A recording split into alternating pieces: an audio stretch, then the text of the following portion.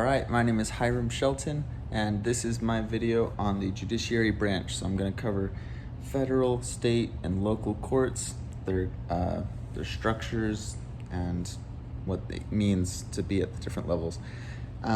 So the first two that are important to understand the difference of are federal and state courts.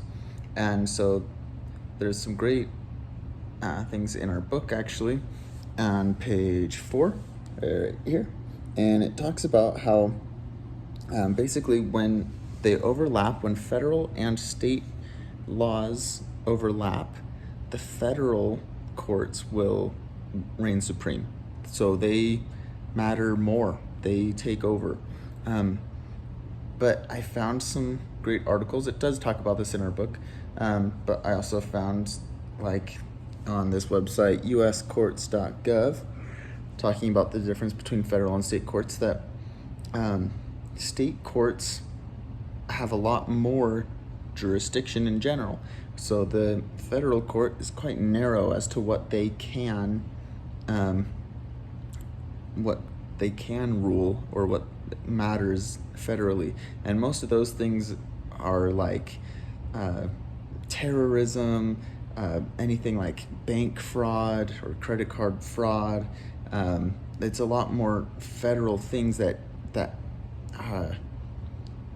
not just one state can be in charge of. It's far more than that. It's kind of on a broader state, in a broader thing. Another great article I found is actually written by attorney Dysart Willis on August 2019, and he actually talks about the difference between all three. And something he talks about is how local laws are actually, they're not in the US Constitution, they're not mentioned. And so it's important that we give them authority through the states.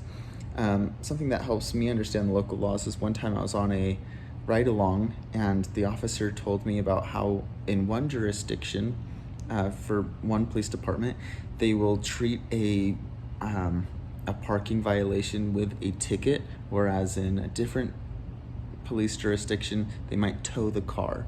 And that will just depend on what city you're in, and how long the car's been there, and if it's abandoned, and there's just many differences from city to city that you'll need to understand. And so local laws are important, but they kind of get trumped by state laws, and then state laws and courts get trumped by federal courts, but only when the federal courts have jurisdiction over it, which it's a very thin and narrow jurisdiction, because we want the states to have more power and be able to control where they can, because we want the power to be with the people and not with the federal courts all the time. There are certain things where it matters a lot that the federal court is in charge of, that as a nation we agree on, but most things the states can handle, and the federal courts even know that. A lot of times when they do tie up, the federal courts will just hand it to the states because they know they can handle it.